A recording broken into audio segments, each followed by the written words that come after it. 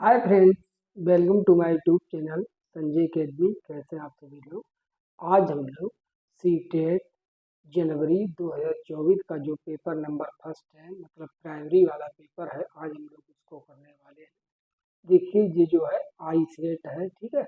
जो आपका सीटेट का पेपर होता है उसमें चार चार सेट बनते हैं, तो ये आई वाला सेट है। क्वेश्चन सभी सेटों में समान होते हैं, बस अंतर इतना है जिसके लिए अलग सेट मिलता है उसमें जो क्वेश्चन होते हैं वो ऊपर नीचे होते हैं, लेकिन क्वेश्चन सेम होते हैं, ठीक है। और उनके ऑप्शन भी सेम होते हैं, बस ऊपर नीचे कर दिए जाते हैं।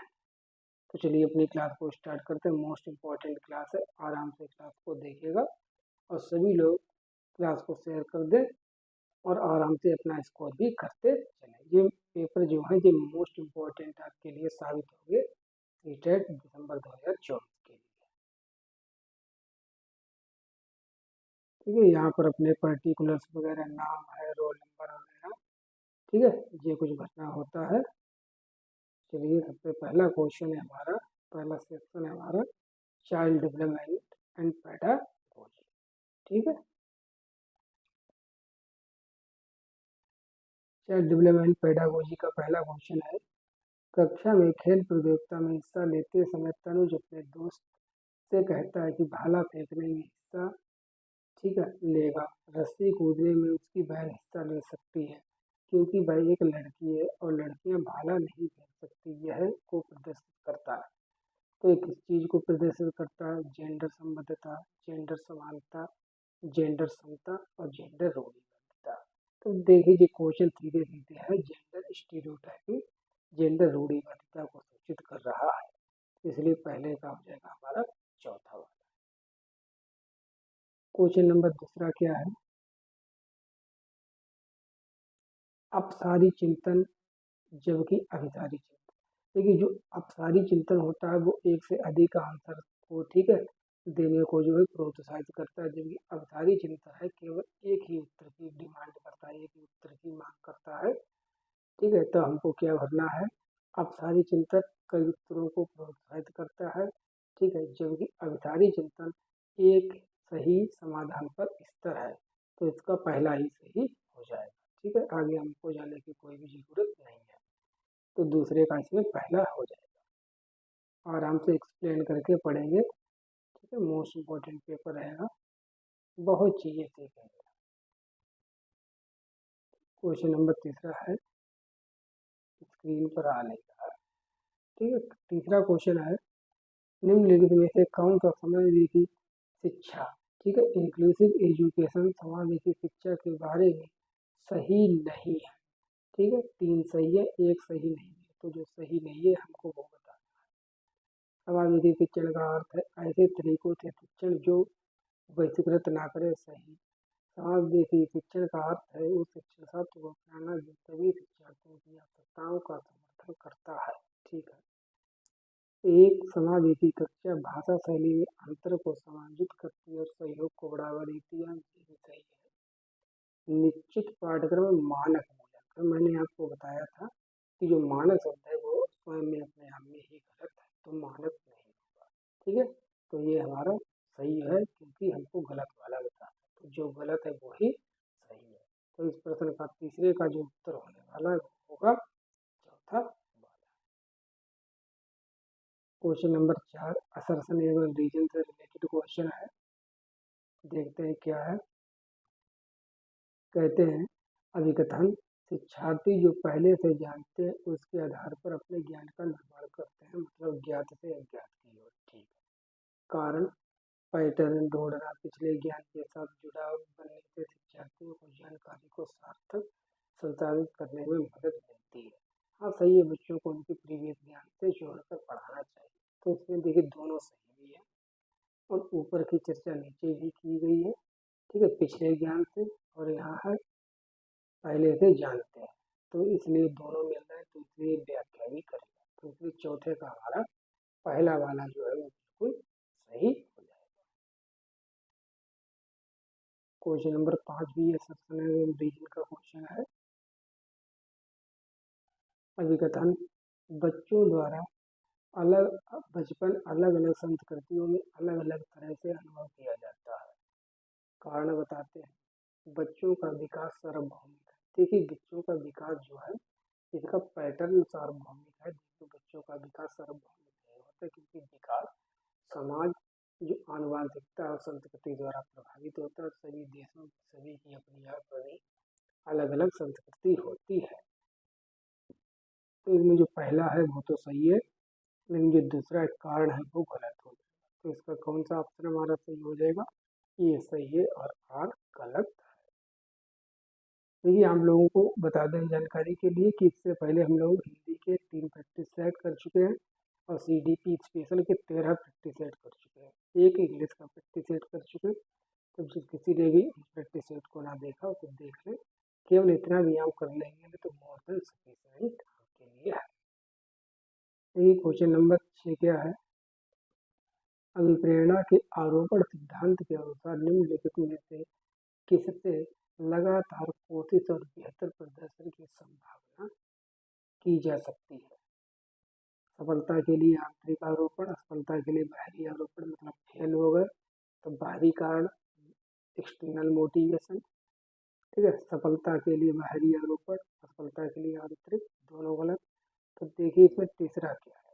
चाहे आप सफल हो या असफल हो दोनों के लिए आंतरिक जो है कारण है इंटरनल मोटिवेशन को ही माने। इसलिए छठे वाले का तीसरा सही हो जाएगा।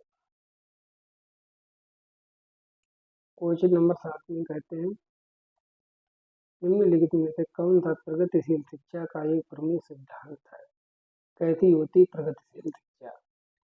देखिए छात्रों के सीखने को मापन के लिए मानकीकृत शब्द जो है वो अपने आप में नेगेटिव है। तब जहाँ पर मानकीकृत मिल जाए उसको काट दो। छात्रों को अपने शिक्षकों से ज्ञान का निष्क्रिय प्राप्त करता। जो बच्चे होते वो हमेशा कैसे होते? सक्रिय होते, निष्क्रिय ज्ञान की प्राप्ति नहीं करते। तो इसलिए ये भी सीखना प्रमाणिक कार्यों पर आधारित होना चाहिए। ठीक है, पाठचर्या पूर्व निर्धारित और सार्वभौमिक होनी चाहिए। नहीं, सार्वभौमिक नहीं होनी चाहिए, समाज संस्कृति के अनुसार होनी चाहिए। इसलिए 7वें का तीसरा सही है। क्वेश्चन नंबर 8 विकास के किस पहलू में तर्क, चिंतन, समस्या समाधान की व्याख्या की जाती है? मतलब किसमें हम तर्क करते हैं, प्रॉब्लम सॉल्विंग करते हैं, समस्या समाधान करते हैं। तो ये सब चीज़ें काम होती है दिमाग में होती है। और दिमाग के विकास को हम क्या कहते हैं? संज्ञानात्मक विकास कहते हैं। 8वें का दूसरा। जो भी बच्चे हमारे साथ लाइव क्लास में जुड़े हुए हैं, पढ़ रहे हैं, ठीक है, या उन वीडियो को देख रहे होंगे तो वो आराम से इन क्वेश्चन को बना पा रहे होंगे। ठीक है, सभी लोग करें क्वेश्चन को। तो 8वें का दूसरा क्वेश्चन नंबर 9 ले वाइगोत्स्की ने प्रस्तावित करते हैं कि बच्चों में स्वनियमन सेल्फ रेगुलेशन के लिए महत्वपूर्ण। वाइगोत्स्की जी ने किस चीज को बताया है? असंतुलन, अनुकूलन, संगठन, निजी भाव। तो ले वाइगोत्स्की जी ने जो है जो इनर स्पीच है, निजी भाव है, उसको जो है बताया है महत्वपूर्ण। तो इसका हो जाएगा निजी भाव।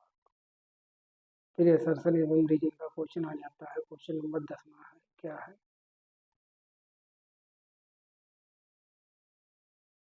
10वें में कहते हैं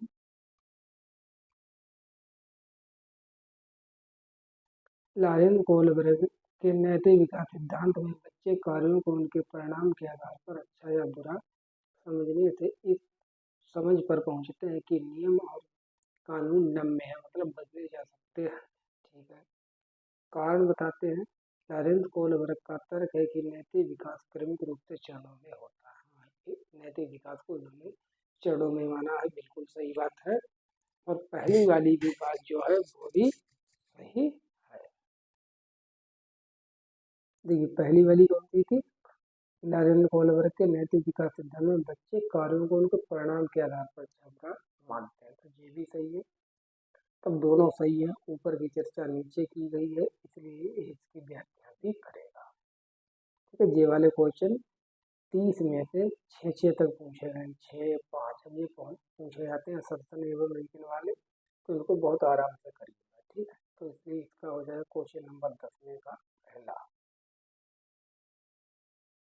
क्वेश्चन नंबर 11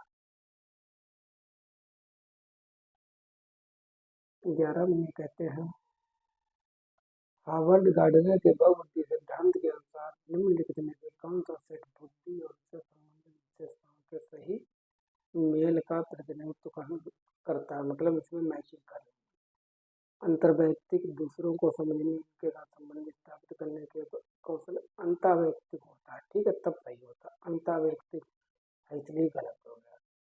इंटरपर्सनल होता है। तार्किक गणितीय नृत्य, जिसमें गणित की योग्यता होगी वो नृत्य में डांसिंग करेगा। संगीत में, जिसमें संगीतिक बुद्धि होती वो प्रदर्शन या रचना के कौशल होते हैं, वो गीतकार, संगीतकार, ठीक है, गायक वगैरह होता है। तो यही वाला तीसरा वाला हमारा है, ये सही 11वीं का तीसरा हो जाएगा। क्वेश्चन नंबर 12 में कहते हैं, क्या कहते हैं 12 में, निम्नलिखित में से कौन सा अधिगम के बारे में सही नहीं, अधिगम से संबंधित कौन सा सही नहीं है। अधिगम शिक्षार्थी के पूर्व ज्ञान पर निर्भर करता है, सही है। अधिगम का तात्पर्य पूर्व वैचारिक स्किल्स के पुनर्गठन से, सही है। अधिगम सामाजिक क्रिया द्वारा संसाधित होती है, ये भी सही है। अधिगम एक प्रक्रिया नहीं अपितु उत्पाद है, ठीक है। जो सीखना है वो एक उत्पाद नहीं होता, वो एक वस्तु नहीं होती, वो एक प्रक्रिया। इसलिए जो 12वें का है कि चौथा गलत है, जो गलत है वो ही सही है, इसलिए हमारा हो जाएगा चौथा सही। क्वेश्चन नंबर 13, निम्नलिखित में से कौन सा कार्य समस्या समाधान को बढ़ावा देता है, ठीक है। समस्या समाधान कौशल को विकसित करते आज भी पढ़ाया अभी लाइव क्लास में। अपसारी चिंतन, कार्यात्मक स्थिरता, निष्क्रिय अनुसरण, प्रक्रिया से। तो जो हमारा जो है अपसारी चिंतन होता है, जो डाइवर्जेंट थिंकिंग होती है, समस्या समाधान को बढ़ावा देती है। नेक्स्ट क्वेश्चन नंबर 14 में कहते हैं,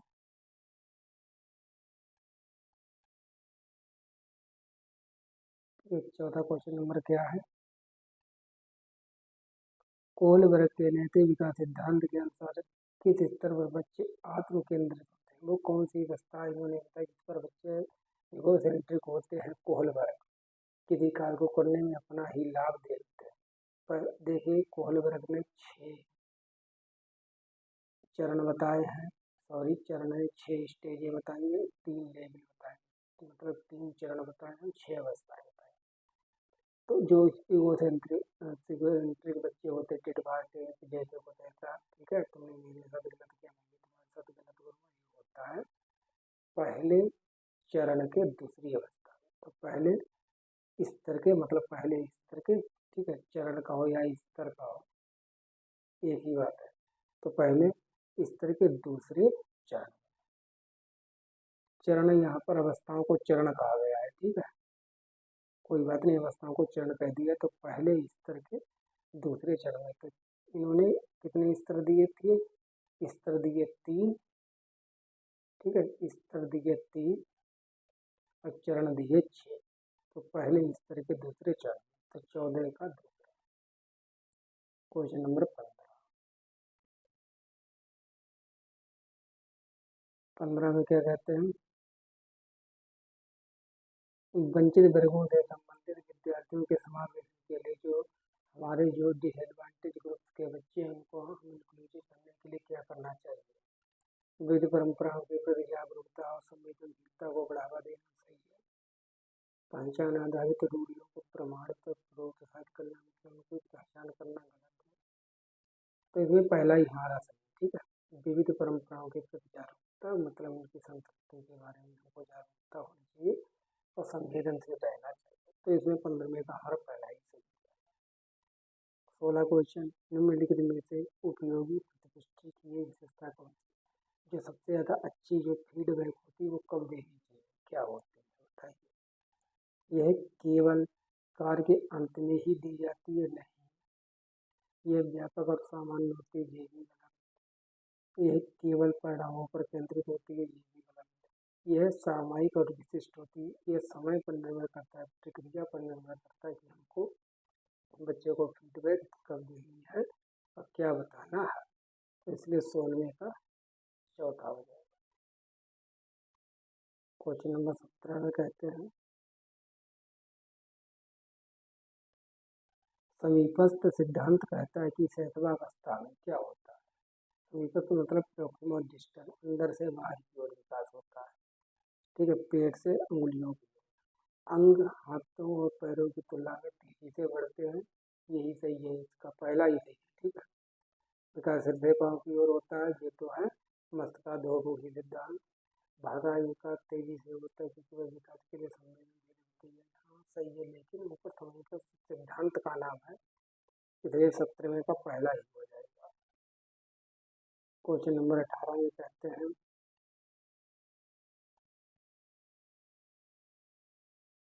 18 क्वेश्चन नंबर क्या है, विद्यालय पाठ्यक्रम को विद्यार्थियों के सांस्कृतिक ज्ञान को उचित स्थान और मूल्य देना चाहिए। मतलब बच्चों की समाज और संस्कृति से जोड़कर पढ़ाई सही है। कारण बता रहे हैं, विद्यार्थियों को उनकी सांस्कृतिक पहचान को बनाए रखने के लिए समर्थन प्रदान करना सीखने की प्रक्रिया को सुगम बनाता है। तो ये भी सही है, ऊपर भी सांस्कृतिक ज्ञान है, नीचे भी संस्कृति की बात की गई है। अगर दोनों सही है तो व्याख्या भी करें, तो 18वें का पहला सही है। क्वेश्चन नंबर 19 में क्या है, निम्नलिखित में से किसे रचनात्मक मूल्यांकन नहीं माना जाए। रचनात्मक मूल्यांकन किसको नहीं माना जाता है, छात्रों के पूर्व ज्ञान को निर्धारित करने के लिए नई अवधारणाओं की शुरुआत में दिया गया आकलन सही है। छात्रों और शिक्षकों को अग्रगामी पुष्टि प्रदान करने के लिए कक्षा के दौरान दिया गया मूल्यांकन। तीसरा, एक मूल्यांकन कार्य मानदंड, एक मानक पैमाने के अनुसार, मानक शब्द आ गया गलत हो गया, तो यही हमारा गलत है, जो गलत है वही हमारा सही है। तो इसमें 19 का तीसरा होगा। ठीक है, 19 का 3। क्वेश्चन नंबर 20 देखते हैं,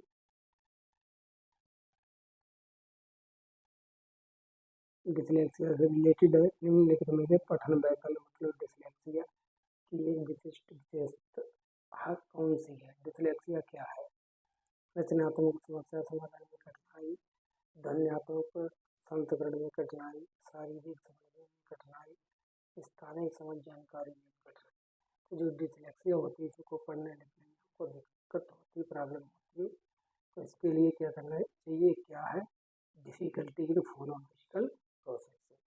ठीक है, तो 20 का दूसरा। 21 में क्वेश्चन नंबर 21 में क्या कहते हैं, निम्न में से किस प्रकार के प्रश्न एक छात्र की जानकारी का गंभीर रूप से मूल्यांकन करने की योग्यता का मदद करते हैं। किस प्रकार के प्रश्न हमको बच्चों से पूछने चाहिए।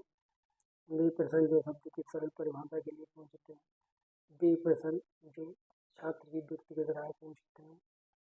ठीक है, वे प्रश्न जो पाठ को मान्य करने वाले उदाहरण के लिए पूछते हैं, वे प्रश्न जो किसी पाठ का सारांश मानते हैं। तो हमको बच्चों से ऐसे प्रश्न पूछने चाहिए जो बच्चों की व्यक्तिगत राय की डिमांड करते हैं। तो किस्मत दूसरा। क्वेश्चन नंबर 22 में क्या कहते हैं, बाधिता मतलब इम्पेयरमेंट, बाधिता एक स्थिति है, अक्षमता मतलब डिसेबिलिटी एक स्थिति है। कैसी स्थिति, देखिए जो इम्पेयरमेंट है, ठीक है, जो इसको हम बाधा कहते हैं, विकलांग है, दिव्यांग वगैरह जो भी है, ये चीज़ें सब जैविक होती है, जन्म से। ठीक है, तो बायोलॉजिकल हो, जैविक हो, और जो हमारी अक्षमता होती है, लेक्सिया डिसलेक्सिया डिसग्राफिया डिसमोर्फिया, इनको ठीक किया जा सकता है। ये कैसी होती है, एक कार्यात्मक होती है, ये फंक्शनल होती है। तो इसलिए 22 का पहला सही हो जाएगा। 22 का कौन सा सही हो जाएगा, 22 का पहला। क्वेश्चन नंबर 23, निम्नलिखित में से कौन सा कथन संज्ञान और भावनाओं के बीच संबंध, हमने पढ़ाया था, एक प्रकार का क्वेश्चन आएगा, बताइए संज्ञान और भावना के बीच संबंध को कौन रूप से प्रभावित करता है। संज्ञान और भावनाएं दोनों स्वतंत्र हैं, गलत। भावनाएं संज्ञान आपस में एक दूसरे पर पारस्परिक रूप से निर्भर करते हैं, ये सही है। तो दूसरा ही हमारा सही है, संज्ञान और भावना एक दूसरे को जुड़े हुए होते हैं, एक दूसरे को प्रभावित करते हैं। क्वेश्चन नंबर 24, प्राथमिक कक्षाओं में भाषा का विकास किस प्रकार संसाधित होता है, और भाषा का विकास हम कैसे कर सकते हैं। जब शिक्षक अमूर्त अवधारणाओं को संदर्भित करने के लिए ठोस उदाहरणों का उपयोग प्रयोग पर जोर देते हैं, वे लागू करते हैं जब शिक्षक बच्चों की मातृभाषा की अवहेलना नहीं कर रहे। ठीक है, जब शिक्षक मूर्त वस्तुओं की वजह संकेतों प्रतीकों से शुरुआत करते हैं। तो देखिए ये 24 है, तो 24 पहला शिक्षक को जो है अमूर्त चीजों के बारे में पहले पढ़ाना चाहिए, क्योंकि शिक्षण का सूत्र होता है मूर्त से अमूर्त की ओर, पहले मूर्त वस्तुओं के बारे में पढ़ाना। इसलिए 24 का पहला। 25 देखते हैं। 25 में निम्नलिखित में से कौन आंतरिक अभिप्रेरणा का सही वर्णन करता है? इंटरनल मोटिवेशन क्या होता है? अभिप्रेरणा जो बाहरी पुरस्कारों से आती है, गलत। अभिप्रेरणा जो कार्य की व्यक्तिगत आनंद से आती है। ठीक है, तो आंतरिक का मतलब अंदर से, स्वयं के आनंद के लिए, मजा के लिए कोई अगर हम काम करते हैं तब वो आंतरिक अभिप्रेरणा का उदाहरण है। ये लिए 25 का दूसरा हो जाएगा। 26 में क्या कहते हैं? निम्न में से कौन सा आलम्बन, ठीक है, इसको इंग्लिश में कहते हैं स्के फोल्डिंग। स्के फोल्डिंग क्या होती है? बोल कर सोचो सही है, संकेत और इशारे लेना सीखने में। ठीक है, ये भी सही है। रट कर दोहराओ, इतना कुछ है ही नहीं, तो ये ई वाला तो होगा नहीं, तो ई वाला होगा नहीं, तो ये तो ऑप्शन होगा ही नहीं। ठीक है, आधा हल किया हुआ उदाहरण देना सही है, प्रश्न पूछना ये भी सही है। तो जिसमें तीसरा वाला सही है, 26 का तीसरा। क्वेश्चन नंबर 27 में कहते हैं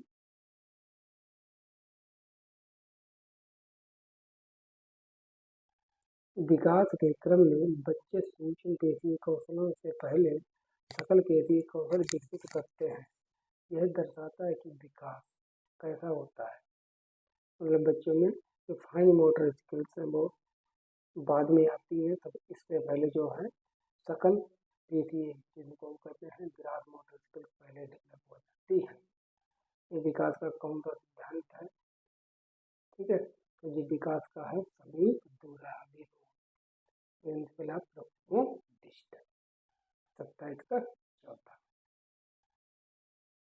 28 जीन ब्याजी के संज्ञानात्मक विकास के सिद्धांत के अनुसार निम्नलिखित में से कौन सी क्षमता मूर्त संक्रियात्मक सोच को पूर्व संक्रियात्मक सोच से अलग करती है?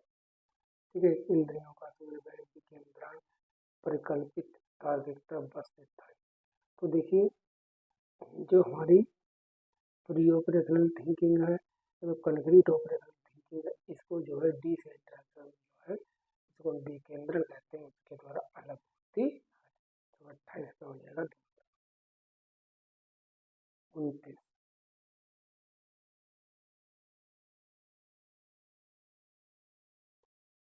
देखिए रस्सी कूदते समय पैर में रस्सी फंसने के कारण आउट होने के बाद अरू लड़की कहती है कि उसे रस्सी ने जानबूझकर आउट किया है।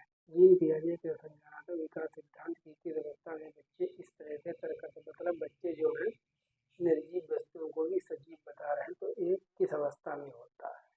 ठीक है, तब ये होता है 3 वर्ष की अवस्था में। ठीक है, तो 3 वर्ष की अवस्था किसमें फंसेगी? फॉर्मल औपचारिक में तो होगी नहीं, पूर्व चलन प्री ऑपरेशनल, इसकी होती है अवस्था 2 से 7 वर्ष, तो इसी में हो। तो बच्ची जो है 29 का चौथा सही। क्वेश्चन नंबर 30 है सीखने के सामाजिक संरचनावादी विचार इस बात की वकालत करते हैं कि, किस बात की वकालत करते हैं कि शिक्षार्थी दूसरों से निष्क्रिय रूप से ज्ञान प्राप्त करते हैं। गलत। शिक्षार्थी सक्रिय रूप से ज्ञान का निर्माण करते हैं। बिल्कुल सही। तो दूसरा ही हमारा सही है, जो बच्चे हैं नॉलेज का निर्माण करते हैं, किसके माध्यम से? वैज्ञानिकों के माध्यम से, समाज के द्वारा। तो 30 का हो जाएगा हमारा 2। ठीक है, 30 क्वेश्चन हमारे CDP के यहाँ पर कंप्लीट हो गए। चलिए अब हम लोग मैथ के क्वेश्चन देखते हैं। क्वेश्चन नंबर 31 से शुरू है।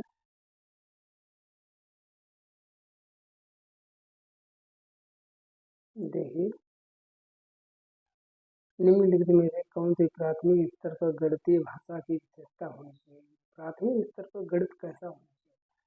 ठीक है, लैंग्वेज कैसी गणित की होनी चाहिए, ये सटीक होनी चाहिए, ये अस्पष्ट होनी चाहिए, ताकि ये विषय में खुलापन जोड़ सके, बच्चों के दैनिक जीवन में उपयोग की जाने वाली भाषा के माध्यम से इसे प्रबलित किया जाना चाहिए। ये अत्यधिक प्राविधिक होनी चाहिए, क्योंकि इससे विद्यार्थियों की गणित में सही संश्लेषण करने में सहायता होगी। तो जो 31 वाला क्वेश्चन है, तो इसमें देखिए ये सटीक होनी चाहिए, बिल्कुल सही है। और ये जो गणित है जो वो बच्चों के दैनिक जीवन से जुड़ा हुआ होना चाहिए, प्राथमिक स्तर पर यही बात कही गई है। तो सटीक और प्राथमिक स्तर पर दैनिक जीवन से जुड़ी हुई भाषा के माध्यम से, तब ये सी सही है। ये सी किसमें है? तीसरे में। तब 31 का तीसरा। क्वेश्चन नंबर 32 देखिए कितना अच्छा है। वो कहते हैं निम्न कक्षा थर्ड की एक विद्यार्थी ने 26 गुणा 5 को इस प्रकार हल किया। ठीक है, गलत है, जो कि निम्नलिखित में से क्या दोहराना इस भ्रांति को सुधारने में सबसे उपयुक्त होगा। ठीक है, इसको कैसे ठीक किया जा सकता है? एक अंक की एक से गुणा करके, पहाड़ों का प्रत्यय स्मरण करा के, एक ऐसी संगति के पुनः समीकरण के द्वारा। तो इसको हम कहते हैं कॉन्सेप्ट ऑफ रीग्रुपिंग। रीग्रुपिंग के द्वारा बच्चे को आराम से समझाया जा सकता है। ठीक है, कि पहले हमने अगर 6 की 5 से गुणा करी, ठीक है, तो जो हासिल है वो उसको यहाँ पर नहीं लिखना, उसको आगे वाली नंबर में ऐड कर देना है। तो 6 पंजे 30, 0, 3, 5 10 3 13। ठीक है, 6 पंजे 30, 5 10 3 13, तब आता है 130। तो उसने लिख दिया 1030। ठीक है, तो ये हो जाएगा इसमें 32 का दूसरा। 33 कितना सरल क्वेश्चन है। एक संख्या में 8 जोड़ दिया जाए तो वह दोगुनी हो जाती है। वह संख्या कौन सी है? सेकेंड में इसका आंसर। एक संख्या में 8 जोड़ दो, अरे 8 में 8 जोड़ दो तो कितना हो जाएगा? 16।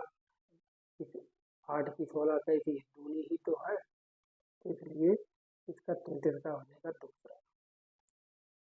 1 मिलीमीटर में कितने सेंटीमीटर होते हैं? देखिए 1 सेंटीमीटर बराबर 1/10 मिलीमीटर।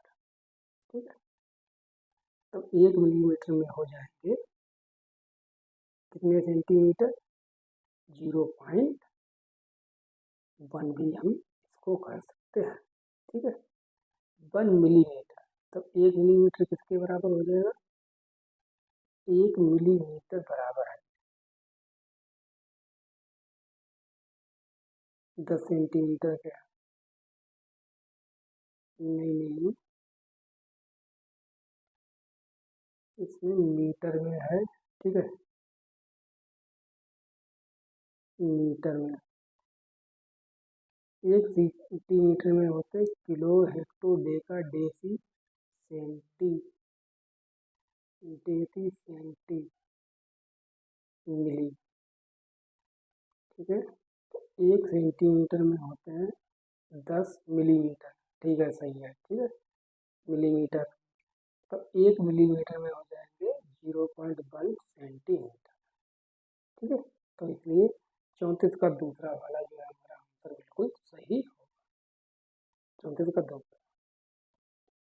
नेक्स्ट क्वेश्चन 35 में क्या है? एक सदैव समबहुभुज होता है, किसकी भुजाएं हमेशा समान होती है, बताइए। ठीक है, तो वो है हमारा वर्ग। वर्ग की भुजाएं जो होती हैं वो हमेशा कैसी होती है? वो बराबर होती है, चारों भुजाएं। क्वेश्चन नंबर 36, त्रिभुज के सभी कोणों का योग कितना होता है? याद रखना 180। त्रिभुज के तीनों कोणों का योग 180। ठीक है, कोई चीज समझने वाली नहीं है इसमें। क्वेश्चन नंबर 37, निम्नलिखित में से कौन से आरंभिक संख्या धारणा बनने से संबंधित है? मतलब बिल्कुल प्राइमरी क्लास का बच्चा है, उसको नंबर को किस प्रकार से हम पढ़ाएंगे? एक की संगति, पदानुक्रमिक समावेशन, मूलभूत संख्या। देखिए उसको भाग गुणा जोड़ घटाना, ठीक है, जो भी है वो बाद में पढ़ाइए, पहले संख्याओं को बोलना लिखना सिखाना। ठीक है, तो मूलभूत संख्या जो ऑपरेशन है वो भी नहीं सिखाने। तो इसमें जो ए बी है वो सही है। ये भी किस वाले ऑप्शन में है, ये भी हमारे तीसरे वाले। Question number 38। 38 में क्या कहते हैं,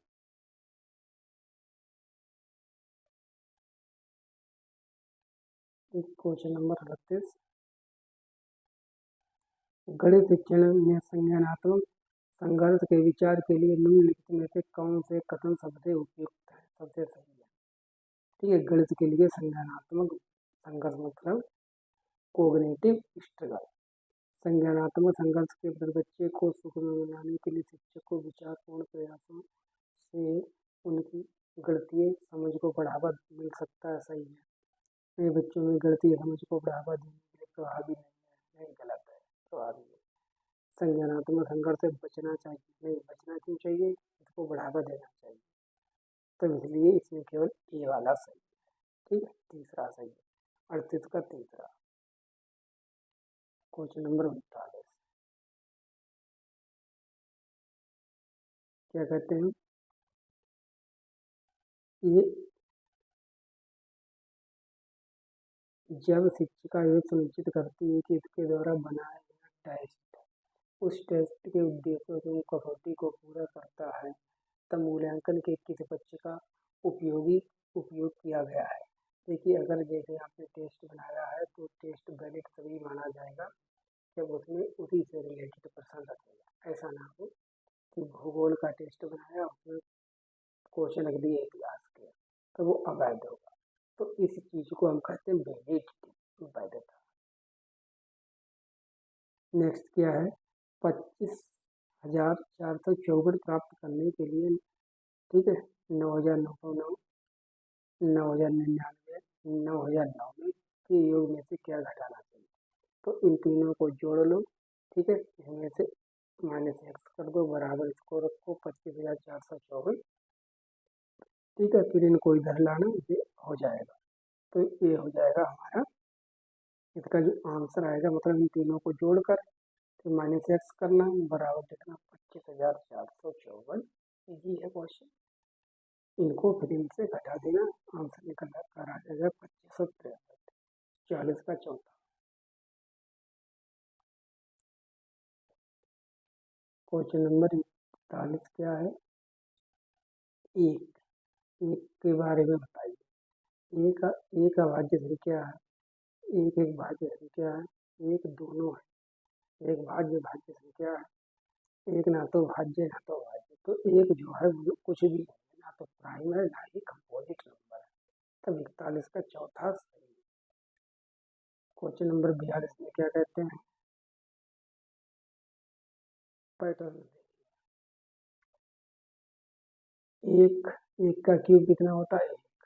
दो का क्यूब घन 8, तीन का घन 27, चार का घन 64, पाँच का घन 125, छः का घन 216 और सात का घन 343।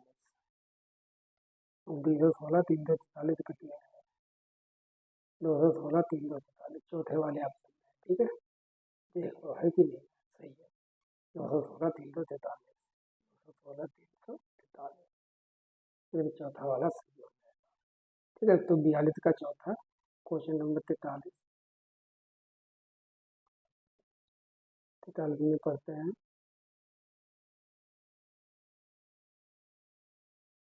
निम्नलिखित में से कौन सा कथन गणितीय अधिगम को प्रोत्साहित करने के लिए सबसे कम उपयुक्त है। वो कौन सी चीजें जिससे गणित बच्चों में सबसे कम विकसित होगा। असफलता का अर्थ यह नहीं होता कि विद्यार्थी गणित नहीं कर सकते, सही बात है, सभी गणित सीख सकते, सही। गणित अधिगम जेंडर विशिष्ट नहीं होता, ठीक।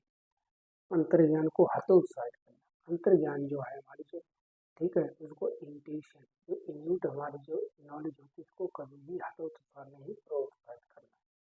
तो सबसे कम उपयुक्त जो है चौथा वाला है, इसीलिए सही। तब 43 का चौथा सही है। क्वेश्चन नंबर 44 में कहते हैं, ठीक है, ये सिंपल क्वेश्चन है, पहले इसमें भाग की जाएगी, फिर इनको, ठीक है, फिर इनकी गुणा की जाएगी, फिर इनको घटा दिया जाएगा, भाग गुणा जोड़ घटा। तो इसका जो 44 वाले का जो आंसर होगा वो डायरेक्ट आ जाएगा आपका कितना, 14। तीन की गुणा पहले भाग गुणा जोड़ करते हैं, बोर्ड इसका सूत्र होता है बोर्ड भाग गुणा जोड़ घटा।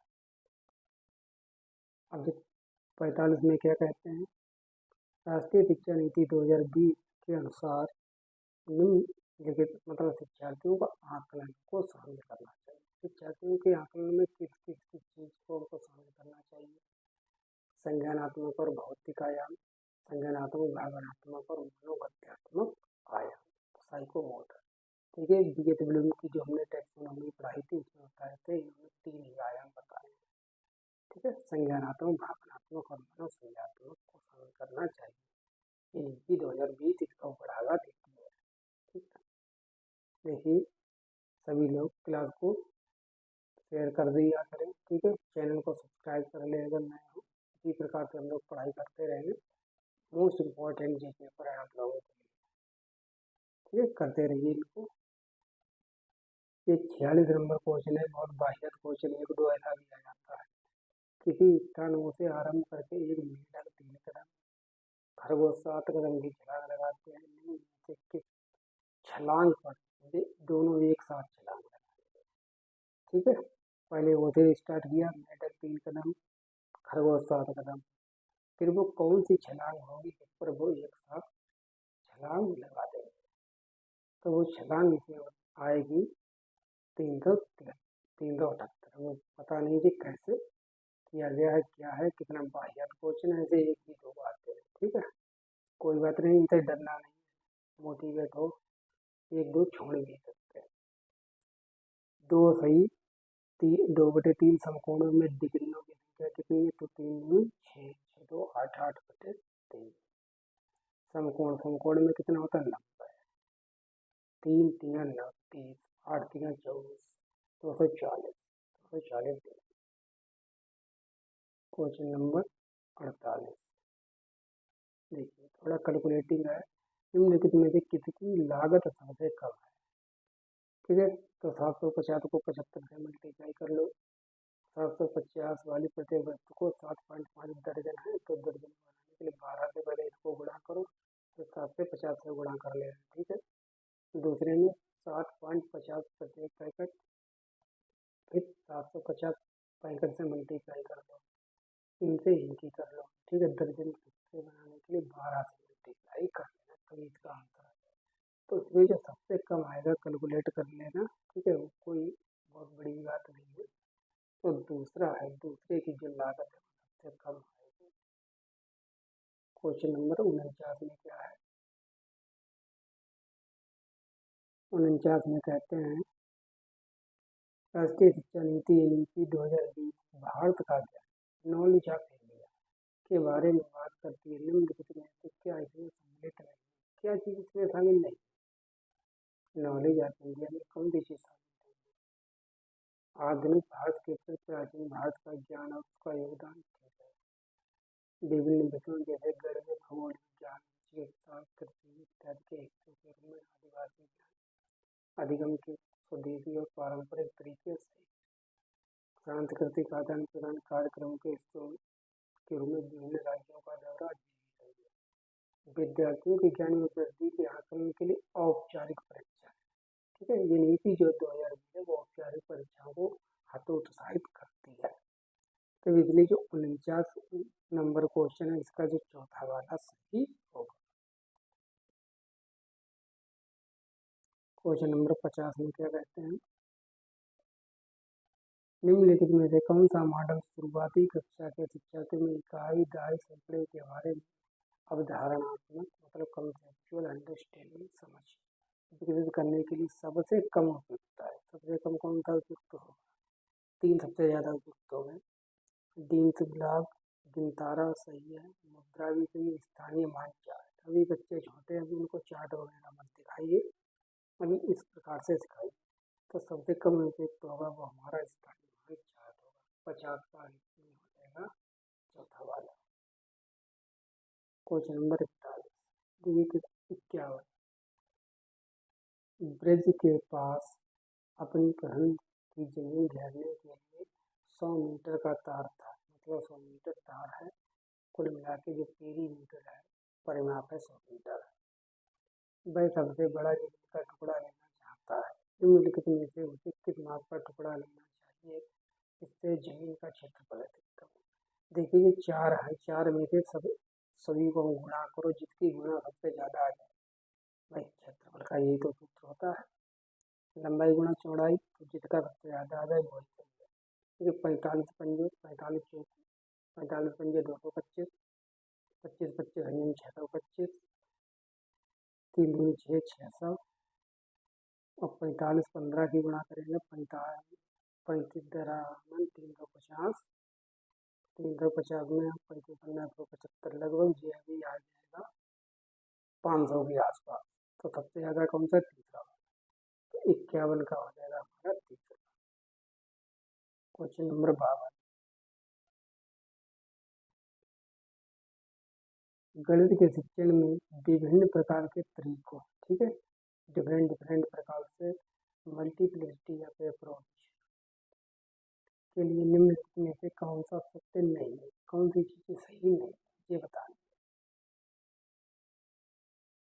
ऐसा बहुत बार होता है कि एक समस्या का समाधान करने के कई तरीके हों, हाँ होता है, बिल्कुल होता है। यह बच्चे के अधिगम में बाधा डालता है क्योंकि ये भ्रम की अगुवाई करता है। कौन, विभिन्न तरीके से सीखना नहीं, ये गलत है, ठीक है, और जो गलत है वो ही सही है। तो इसमें हमारा जो 52 में दूसरा है वाला ही सही हो जाएगा, ठीक है। तो 52 का दूसरा सही, क्योंकि उनको नहीं वाला बताना है। क्वेश्चन नंबर 53, निम्नलिखित में से कौन सा कथन सबसे अधिक उपयुक्त है, सबसे कौन सा ज़्यादा सही है। गणित की लैब जरूरी है क्योंकि ये क्रियाशील गतिविधियों का अवसर प्रदान करती है, सही। चार्ट्स गणित की कक्षा में प्रभावशाली अधिगम सामग्री है, हाँ। शिक्षण अधिगम सामग्री का उपयोग करके शिक्षक विद्यार्थियों के अभ्यास का समय देकर देता है, गलत बात। गणित विद्यार्थी गणित की कक्षा में पहलुओं में आनंद नहीं लेते, क्यों नहीं लेते, बिल्कुल लेते हैं।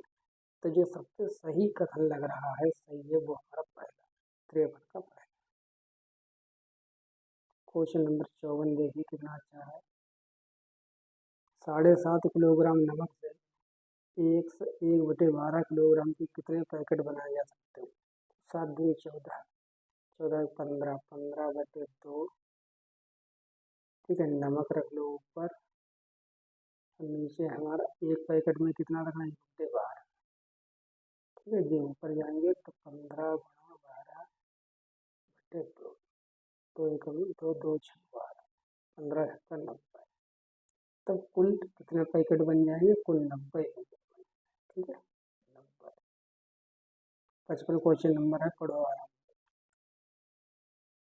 55 में कहते हैं इसी प्रकार का एक क्वेश्चन ऊपर भी किया है। कक्षा थर्ड में 182 बटे -167 को हल करवाते हुए एक अध्यापिका ने स्पष्ट किया कि हमें 7 को 2 में से घटाना और 2 7 से छोटा है, इसलिए हमें 8 से एक उधार लेना पड़ेगा, तब हम 12 में से 7 को घटा पाएंगे। एक बच्चे ने अध्यापिका से पूछा, मैडम हम 8 से उधार क्यों ले रहे हैं, उधार लेना अच्छी बात नहीं है, अच्छा नहीं होता। इस परिस्थिति में अध्यापिका को क्या करना है। यहाँ पे एक अध्यापिका है, क्या करेंगे बताओ। बच्चा कह रहा है उधार मत लो, 8 से 2 में से घटा दो, क्या करें। अध्यापकों को बच्चों को डांट कर बैठा देना, डांटना फटकारना दूंगा। अध्यापक को उधार शब्द को वचन का पुनः समीकरण रीग्रुपिंग, ठीक है, का उपयोग करना चाहिए और पुनः समीकरण की प्रक्रिया दिखानी चाहिए, ठीक है। वो ऊपर वाला जो क्वेश्चन था जिसका आंसर बच्चे ने 1030 कर दिया था, उसी की जैसी ये क्वेश्चन है, तो इसलिए इस क्वेश्चन का जो आंसर होगा वो दूसरा वाला सही होगा। तो क्वेश्चन नंबर 55 का दूसरा सही है, 55 का दूसरा। क्वेश्चन नंबर 56 में क्या कहते हैं, यामिनी ने एक पासत 10 बार उठाया, 10 बार उसे कितने परिणाम मिले। निम्न संख्या में उसे अधिकतम बार कौन सी, सबसे ज्यादा बार इसमें कौन सी संख्या आई है, 2 आई है 1 बार, 3 आई है 3 बार, 5 आई है 2 बार, 4 आया है एक बार, तो 3 है, 3 आई है 3 बार, तो इसलिए इसका हो जाएगा तीसरा। ठीक है, क्वेश्चन 56 का जो है दूसरा वाला। क्वेश्चन 57, निम्नलिखित में से कौन सा स्कूली गणित में इबारती सवालों के लिए सही है? इबारती प्रश्न मतलब में जो वर्ड प्रॉब्लम वाले क्वेश्चन होते हैं उनसे रिलेटेड कौन सा सही है उनको ये बताना है। तो इबारती सवाल उन अभ्यासों को संदर्भित करते हैं जहाँ बच्चा परिस्थिति को एक ऐसा औपचारिक रूप देता है ताकि गणितीय तकनीक को लागू किया जा सके। तो बिल्कुल पहला ही सही हमारा सही है। ठीक है, आगे पढ़ने की कोई ज़रूरत नहीं है, पहला ही सही है। जो हमारी वर्ड प्रॉब्लम होती है उसको हम फॉर्मलाइज कर लेते हैं कि उसकी रियल लाइफ में कैसे ये बनेगा। 57 का पहला ही हमारा सही है। ठीक है, ये भारतीय सवाल गणितीय निर्देशन के उदाहरण नहीं होते हैं, गलत है। ये भारतीय सवाल केवल माध्यमिक, ये भी गलत। भारतीय सवाल गणित में कार्य विधिक ज्ञान पर अधिक केंद्रित, ये भी गलत हो गया, इसलिए 57 का पहला है। क्वेश्चन नंबर 58, थोड़ी गुणा भाग। 58 में क्या है? पार्सल का भार, पार्सल भेजने की दरें हैं। ठीक है, पार्सल सेंडिंग रेट, पार्सल का भार 50 ग्राम उससे कम है तब लगेंगे 15 रुपया। पार्सल का भार जैसे ही 50 ग्राम से ज़्यादा होगा तो प्रत्येक 50 ग्राम जो एक्स्ट्रा होगा उसके लिए लगेंगे 7 रुपया। मीना अपनी सहेली चारू को पार्सल भेजना चाहती है जो दिल्ली में है। पार्सल का भार 350 ग्राम है। दरों को देखकर पार्सल भेजने की सही राशि का चुनाव कीजिए। ठीक है, कितना उसका खर्च आ जाएगा, कितना रुपया? तो फिर तो 50 ग्राम के तो लिए वो ले लेगा 15 रुपया। ठीक है, एक्स्ट्रा कितना बचा? 300 ग्राम।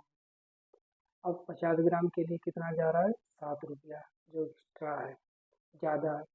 तो 7 6 42, 7 6 42, 5 छक्का 3। ठीक है, 6 6 5 छक्का 3, तो 7 6 42, 7 6 42, तो 42 रुपया इधर बना।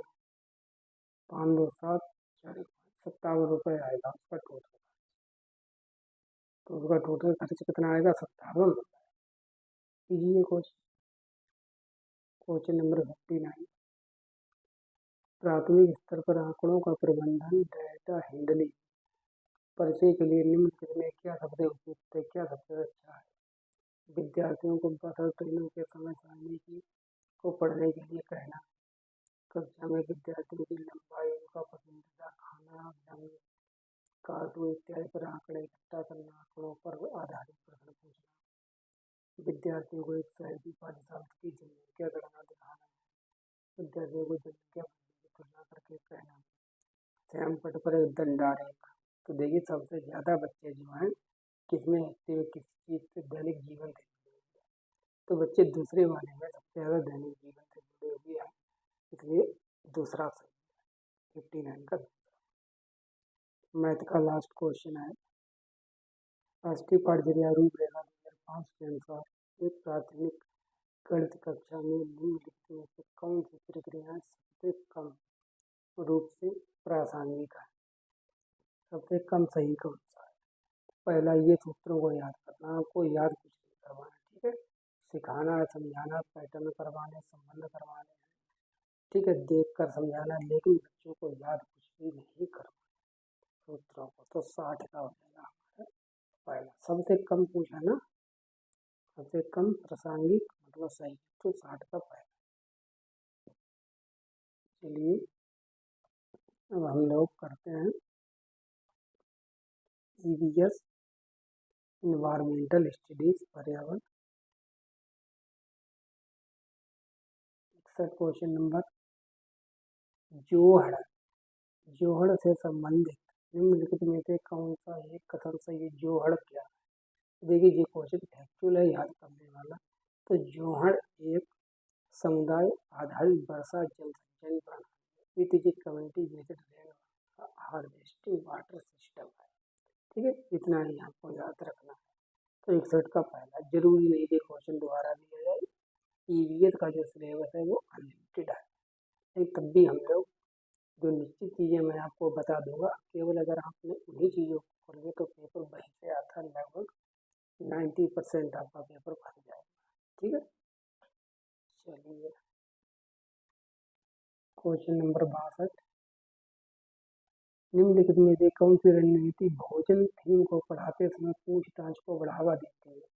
भोजन थीम आप पढ़ा रहे थे तो सबसे अच्छा कौन सा रहेगा? छात्रों से विभिन्न खाद्य पदार्थों के चित्र एकत्र करने के लिए कहना, सैंडविच, शिकंजी, लेमन वगैरह को बिना आग के पकाने का प्रदर्शन, छात्रों से उनके परिवार के सदस्यों की खाने की पसंद का पता लगाने के लिए कहना। तो ये इसमें बच्चे ज़्यादा एक्टिव हैं, ठीक है, बिल्कुल अपनी रियल लाइफ से जुड़े हुए हैं, तो ये वाले जो है पढ़ाने के लिए सबसे ज़्यादा सही रहेगी। तब 62 का हो जाएगा हमारा तीसरा वाला। ठीक है, क्वेश्चन नंबर 63,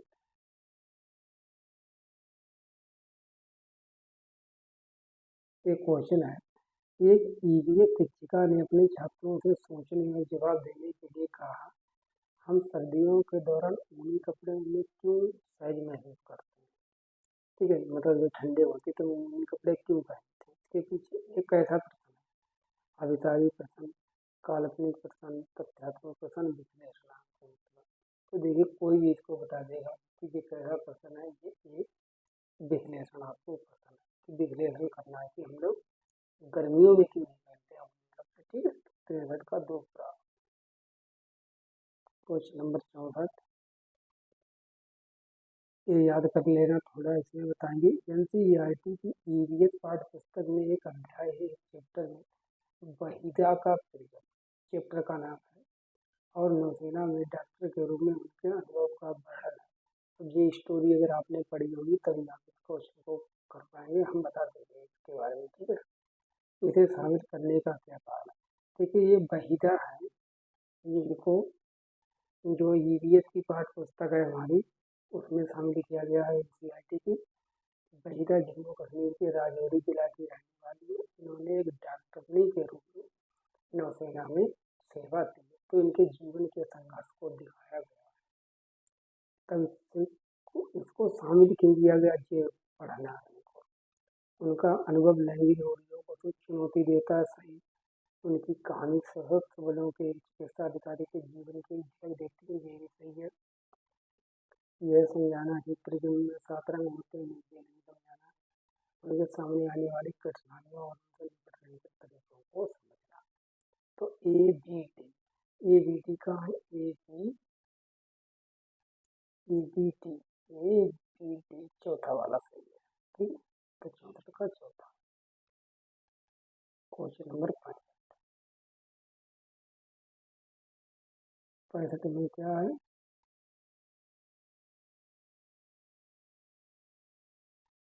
65 देखिए, कक्षा 3 के एक ईवीएस शिक्षक एलेक्स ने हम चीजें कैसे बनाते हैं, ठीक है, how we made things, theme की शुरुआत करते हुए अपने छात्रों को कागज की रंगीन पट्टियों को काटने, पट्टियों को चटाई बनाने में मदद की। एक सुंदर चटाई बनाने के लिए किनारों को एक साथ चिपकाया जाता है। निम्नलिखित में से किस उद्देश्य से एलेक्स को अपने छात्रों को ध्यान केंद्रित में मदद करनी चाहिए, क्या करना चाहिए? रंग पैटर्न के बारे में सीखना और सौंदर्य बोध विकसित करना, सही। इस गतिविधि को बुनकरों द्वारा की जाने वाली बुनाई से संबंधित करना, हाँ, जोड़ करना, सही है। चटाई को बनाने की चरणों को याद करना, नहीं, याद नहीं करवाना। आकर्षक रंगों को पेपर चुनना और स्ट्रिप को पूरी तरह से काटना सीखना, ये सही है। तो सी वाला तो होगा नहीं, तब ये नहीं होगा, ये नहीं होगा, ये नहीं होगा, हमारा पहला सही है, ए बी डी। ठीक है, ए बी डी सही है। तो 65 का हो जाएगा पहला। क्वेश्चन नंबर 66, प्रत्येक परिवार में सदस्यों की संख्या, पानी की अनुमानित मात्रा की खपत का पता लगाने के लिए छात्र अपने घर और पड़ोस में एक सर्वेक्षण करता है। इस गतिविधि के माध्यम से कौन से कौशल प्रक्रियाएं विकसित होती बताना है हमको वो क्या क्या कर रहा है। वो जो है पानी की खपत और प्रवाह की शर्तों की संख्या को रेशियो निकालना है। प्रश्न पूछना, प्रयोग करना, पर्यावरण के संवेदनशीलता पूछना, परिणाम निकालना, अभिव्यक्ति करना।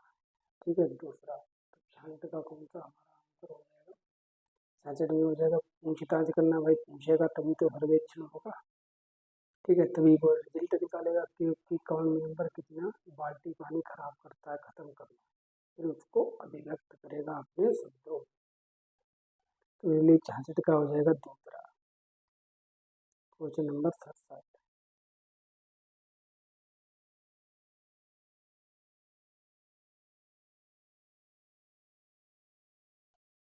इसमें बहुत बहुत नए क्वेश्चन भी हैं। डॉक्टर मरीजों में मलेरिया की पहचान के लिए खून की जांच के लिए निर्देशित करते हैं। खून की जांच से बताओ, खून की जांच क्यों करवाई जाती है? इससे क्या पता चलता है? उसमें उपस्थित हीमोग्लोबिन का पता चलेगा, उसमें उपस्थित लौह तत्व की मात्रा का पता चलेगा, उसमें मादा मच्छर के अंडों की उपस्थिति का पता चलेगा, उसमें उपस्थित जीवाणु का पता चलेगा। भाई ब्लड टेस्ट इसलिए कराया जाता है कि जिससे उसमें जो है माइक्रोबीज हैं, जो जीवाणु है, उनका पता लग सके। इसलिए 67 का हमारा चौथा सही हो जाएगा। क्वेश्चन नंबर 68 में क्या कहते हैं? मधुमक्खियों से संबंधित एक प्रश्न 68 वाला। मधुमक्खियों के छत्ते के बारे में। पहला, मधुमक्खियां शहद के छत्तों में रहती हैं। हर छत्ते में एक रानी मक्खी होती है जो अंडे देती है। सही है। छत्ते में कुछ नर मक्खी भी होती हैं जो छत्ते के लिए श्रमिक के रूप में कार्य करती हैं। ठीक है। छत्ते में अधिकांश मादा मक्खियां श्रमिक मक्खियां होती हैं जो दिन भर छत्ते को बनाने के लिए, बच्चों को पालने के लिए कार्य करती हैं। डी, श्रमिक मक्खी शहद के लिए रस की खोज के लिए लीची के फूल के चारों चक्कर लगाते हैं। तो जो 68 क्वेश्चन है तो इसका डी वाला सही है। पहला सही है, ये सही है और डी सही है। ठीक है। और इसमें कौन कौन से सही हो सकते हैं? इसमें दो ही सही है। ठीक है। मधुमक्खियों में एक रानी मक्खी होती है और जो श्रमिक मक्खियाँ होती हैं वो दिन भर लीची के फूलों के चारों चक्कर लगाती रहती हैं शहद को इकट्ठा करने के लिए। तो ए और डी दोनों सही है, इसलिए हमारा चौथा सही। Question number 69। 69 क्या है? ईवीएस की पाठ्य पुस्तक को विद्यार्थी स्कूल के जीवन को उसके बाहर के जीवन से जोड़ने की एनसीएफ 2005 की सिफारिश को प्रतिबिंबित करना चाहिए। इसका अर्थ है, इसका क्या अर्थ? विद्यार्थी ईवीएस के महत्वपूर्ण अवधारणा को याद करने के लिए बाध्य नहीं। पाठ्य पुस्तक ज्ञान का एकमात्र स्रोत है, जी की गलत है। पाठ्य पुस्तकें विद्यार्थियों के उनके आसपास के सभी स्रोतों के माध्यम से ज्ञान के निर्माण करने में सहायता करते हैं। ठीक है। और शिक्षकों को पाठ्य पुस्तक को शिक्षण सामग्री में एक संसाधन के रूप में लेने की आवश्यकता है। तो इसमें तीसरा वाला जो ऑप्शन है वो ज़्यादा सटीक बैठ रहा है। ठीक है। सभी आसपास के स्रोतों से ज्ञान के निर्माण करने की बात कही जा रही है, इसलिए 69 का तीसरा सही। क्वेश्चन नंबर 70 याद कर लेना है। 70 में कहते हैं पक्षियों का अध्ययन करने वालों ने यह प्रेक्षण किया कि पक्षियों की एक विशेष प्रजाति होती है, नर पक्षी, जिसमें अपने अपने घोंसले बनाते हैं। कौन? नर पक्षी। मादा पक्षी उन सभी घोंसलों को देखती है, मादा जो पक्षी है वो देखती रहती है। उनमें से जो उसे सबसे अच्छा लगता है कि वो मादा पक्षी हो, ठीक है, वो ही उसमें जाके अंडे रख लेती है। तो वो कौन सा पक्षी होता है? इसको आप याद रखते कॉपी में नोट कर ले।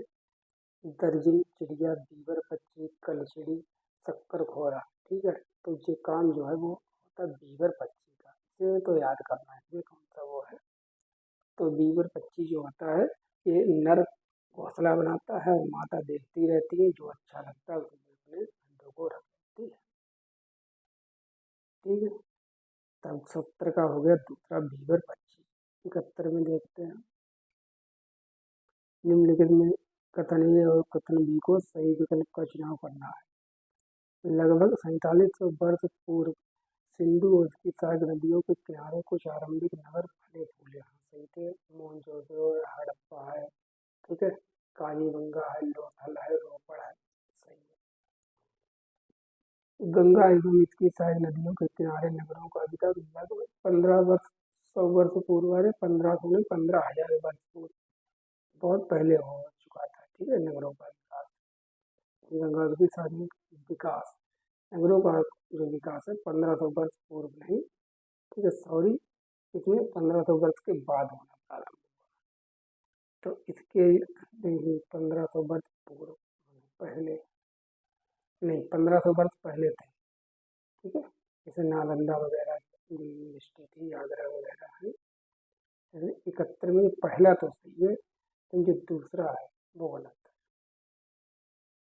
दूसरा इसमें गलत है क्योंकि 1500 के बाद नगर बसने स्टार्ट हुए, ठीक है, बाद में हुए, इसमें ये सही है, बी गलत। तो 71 का हो जाएगा ये सही किंतु बी गलत। 71 का तीसरा हो।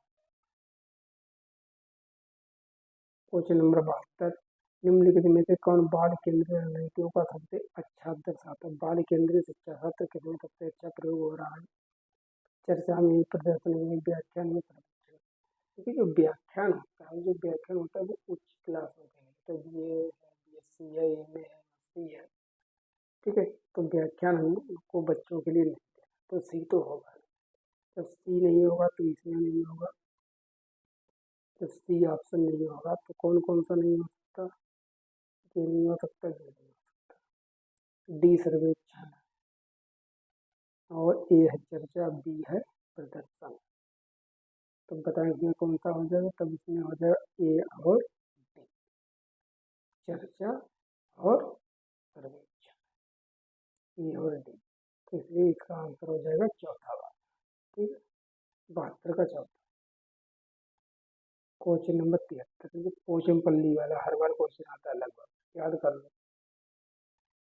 पोचमपल्ली खूबसूरत डिजाइन की चमकदार रंगों की साड़ियों और विशेष प्रकार की बुनाई जिसे भी पोचमपल्ली ही कहते हैं के लिए विख्यात जिला है। यह निम्नलिखित में से किसका भाग है। पोचमपल्ली कहाँ है। पोचमपल्ली देखिए पहले आंध्र प्रदेश में थी, अब आंध्र प्रदेश और तेलंगाना का बंटवारा हो गया, इसलिए ये तेलंगाना में है पोचमपल्ली। 73 का चौथा। क्वेश्चन नंबर 74 में क्या बोलते हैं। 74, सीमा एक ईवीएस शिक्षिका ने अपने छात्रों के लिए चिड़ियाघर एक क्षेत्र भ्रमण मतलब फील्ड ट्रिप रखी है का आयोजन किया। निम्नलिखित में से कौन चिड़ियाघर की यात्रा के सबसे उपयुक्त उद्देश्य है। आप बच्चों को चिड़ियाघर ले जा रहे हैं तो इसके लिए सबसे अच्छा काम कौन सा हो सकता है, क्या उद्देश्य हो सकता है। चिड़ियाघर के जानवरों के नाम याद करना, अच्छा, जानवरों से संबंधित अवधारणाओं को जोड़ना, प्रक्रिया कौशल को बढ़ावा देना, चिड़ियाघर में छात्रों के सीखने का आकलन करना, ठीक है, तो बताएं कौन कौन सा इसमें सही होगा, ठीक है। तो देखिए नाम याद करना ये कोई बहुत ज़्यादा मोस्ट इम्पोर्टेंट चीज़ नहीं, बच्चों को उनकी कॉन्सेप्ट पता चल जानी चाहिए, उनके बारे में पता चल जाना चाहिए, ठीक है, जानवरों के बारे में। तो ये वाला गलत है, ठीक है, ये गलत है, और बी सी डी तीनों सही है। बी सी डी कहाँ, दूसरा, 74 का दूसरा। 75 में देखते हैं, एक ईवीएस शिक्षिका ने अपने छात्रों को जानवरों के बारे में पढ़ाया, उन्हें निम्नलिखित कार्य करने के लिए कहा। पहले पढ़ाया फिर कहा, किस काम करने के लिए कहा। आसपास के विभिन्न जानवरों के नाम लिखें, विभिन्न जानवरों की गतिविधियों का अवलोकन करें, अवलोकन के आधार पर जानवरों को श्रेणियों में वर्गीकृत करें, जानवर को प्रभावित करें। लेकिन जानवर को प्रभावित करना कोई इम्पोर्टेंट चीज़ नहीं है, ठीक है, गलत है। प्रश्न में कह रहे हैं उपयुक्त में से कौन सा प्राथमिक स्तर के छात्रों के लिए उपयुक्त नहीं, कौन सा उपयुक्त नहीं, तो जानवरों को परिभाषित करना। तो 75 का चौथा सही। क्वेश्चन नंबर 76 बिल्कुल मैप वाला क्वेश्चन है, जिसने मैप देखा होगा वो कर देगा। ईवीएस की क्लास पढ़ी हुई जिसमें मैंने मैप पढ़ाया हुआ, जाकर देख ले।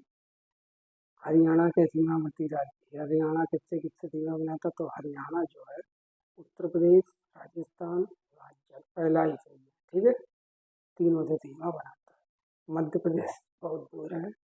बिहार कहाँ है, ठीक है, बिहार नहीं।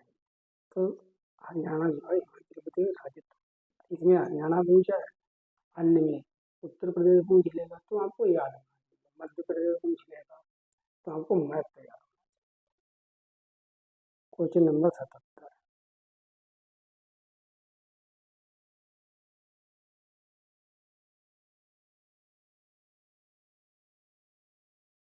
77 में क्या कहते हैं,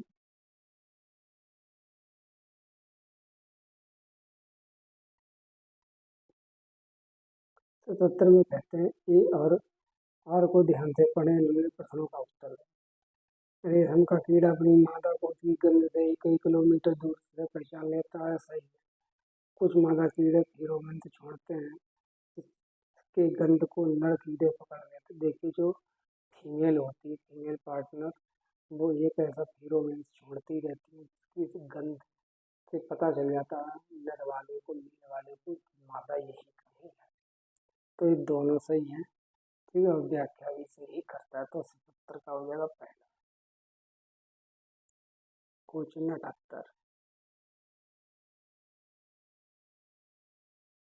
78 में क्या कहते हैं, ईवीएस पाठ्यक्रम को 6 थीमों में बांटा गया। 6 थीमें आपको याद होनी चाहिए। पहली थीम कौन सी है, परिवार एवं मित्र। दूसरी हमारी कौन सी, भोजन। ठीक है, पानी, 3 हो गई। आवास, यात्रा, चीजें हम कैसे बनाते, 6 हो गई। और जो पहली वाली थीम है भोजन, परिवार एवं मित्र, इसको 4 उप थीमों में बांटा गया है। कौन कौन सी है, आपसी संबंध, काम और खेल, जानवर और पौधे। तब 6 थीमें कौन कौन सी, पानी, आपसी संबंध। आपसी संबंध थीम नहीं है, सब थीम है पहले वाली, तीसरी गलत है। भोजन भी है, यात्रा भी है, आवास भी है, इसलिए ये गलत हो गया पहला। ईवीएस के थीम बच्चों के जीवन के बहुत करीब है, ये तो सही है। तो सेकेंड सही है, पहला आप सही कर देंगे अगर आपने ध्यान से देखा। आपसी संबंध ये सब थीम है। ठीक है, क्योंकि किसके अंतर्गत आती, ये आती परिवार एवं मित्र के अंतर्गत, तो इसलिए सेकेंड सही है। पहला गलत, सेकेंड सही है।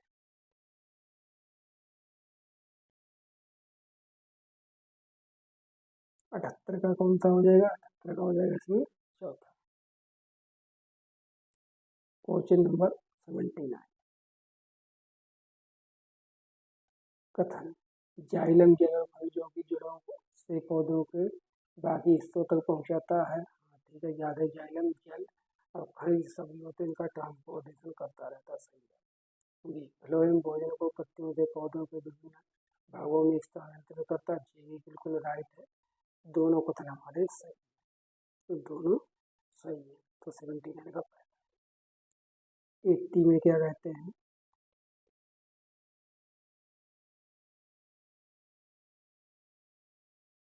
क्वेश्चन नंबर 80 है।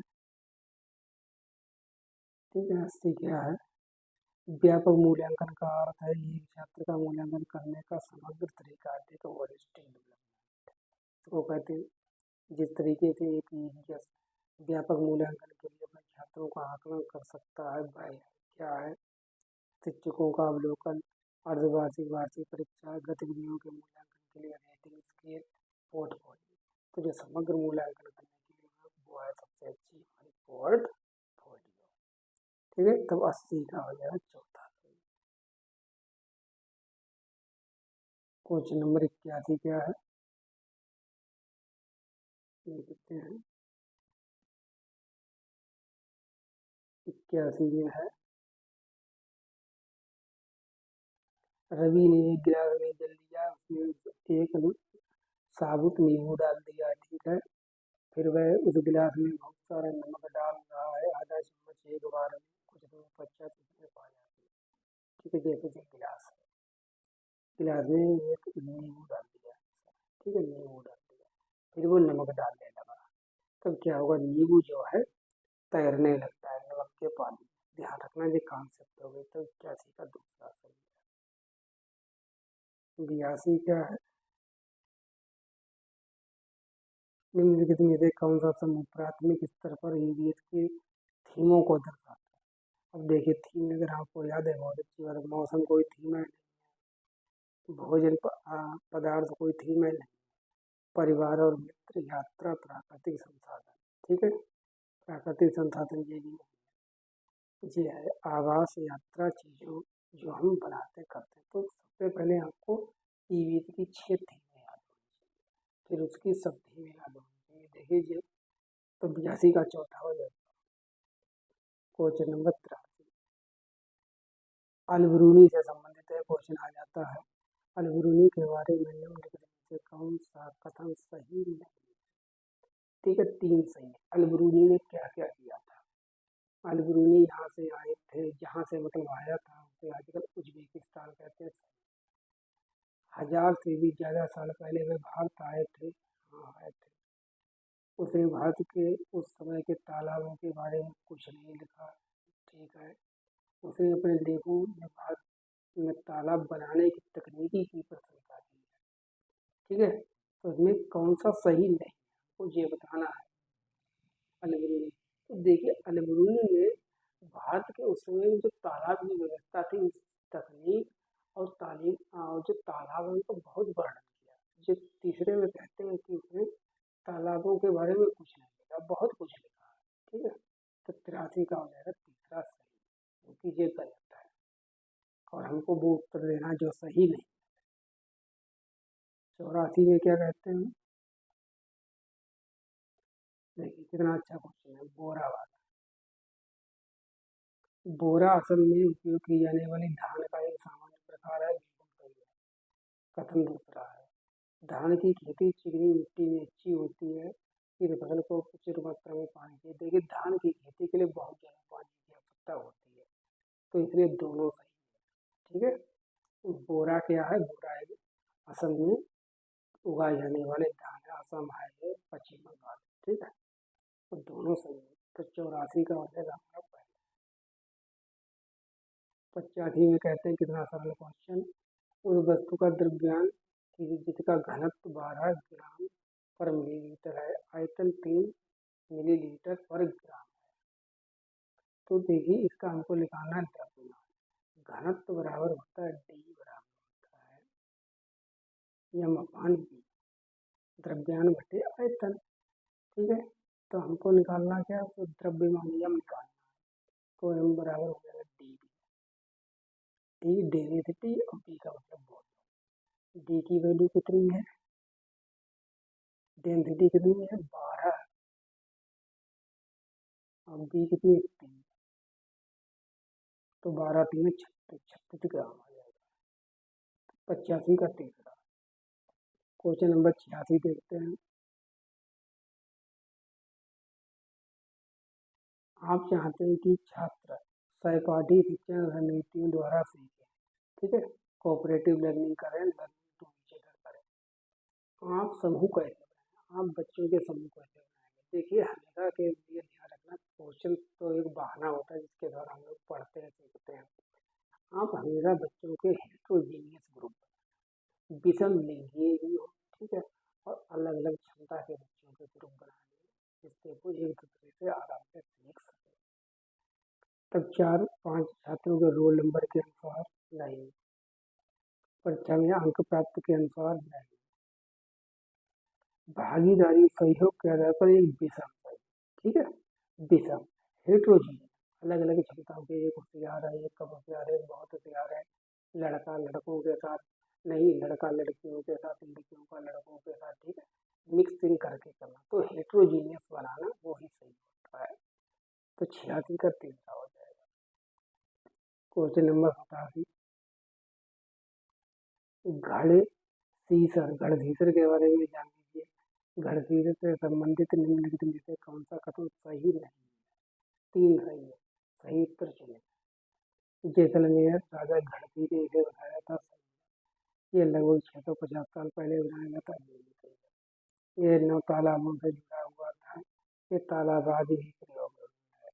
तो देखिए 3 तो इसके सही है, लेकिन ये तालाब आज सूख चुका है, ठीक है, आज इसमें पानी नहीं रह गया है, तो ये चीज़ गलत है, आज इसका कोई प्रयोग नहीं होता है, तो इसलिए जो गलत है वही सही है। तो 87 का हो जाएगा चौथा। 88 क्या है, फिर थीम वाला क्वेश्चन आ गया, अभी कर रहे थे थीम वाला। 88 क्वेश्चन नंबर में है अभिकथन। थीम परिवार और मित्र। ईवीएस में एक प्रमुख थीम है पौधे और जानवरों को परिवार, उपथीम के अंतर्गत दिखाई दे रहा है।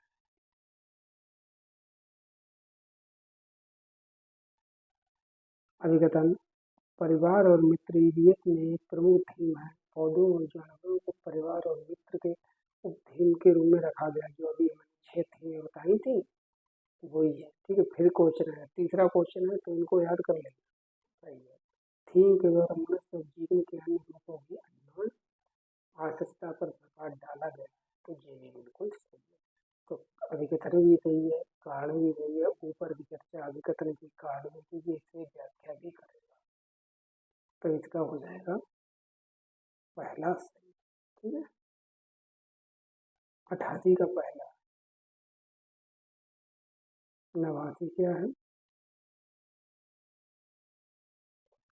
अभिकथन हम अधिक ऊंचाई की तुलना में समुद्र तल पर आसानी से खाना पका लेते हैं, सही बात है। जितनी ऊंचाई पर जाएंगे उतनी देर में खाना पकता है। अधिक ऊंचाई पर पानी का क्वथनांक बढ़ जाता है, पानी का क्वथनांक बढ़ता नहीं, अधिक ऊंचाई जाने पर पानी का क्वथनांक घट जाता है, ठीक है।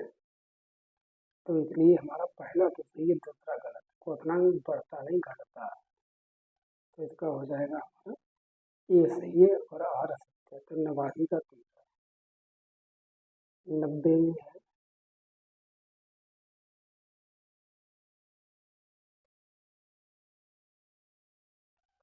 कक्षा 5 की ईवीएस शिक्षिका मीना अपने छात्रों को एक समूह असाइनमेंट, ग्रुप असाइनमेंट देती है कि उन्हें पास के कृषि फार्मों का दौरा करना है और कृषि के दौरान किसानों द्वारा उपयोग की जाने वाली उपकरणों के द्वारा उगाई जाने वाली फसलों के बारे में जानकारी प्राप्त करनी है। उन्हें फोटो भी कलेक्ट कर रिपोर्ट तैयार करनी है। यहाँ कौन से प्रक्रिया कौशल सीखने के संकेत शामिल है, क्या क्या इसमें शामिल है? प्रश्न करना, अभिव्यक्त करना, परिणाम निकालना, ठीक। प्रश्न करना, प्रयोग करना, पर्यावरण के संवेदनशील का कोई मतलब नहीं। परिकल्पना, परिकल्पना नहीं, वास्तविकता की बात हो रही है। अनुमान, प्रयोग, अवलोकन, अनुमान की कोई बात नहीं यहाँ पर हो रही है, ठीक है।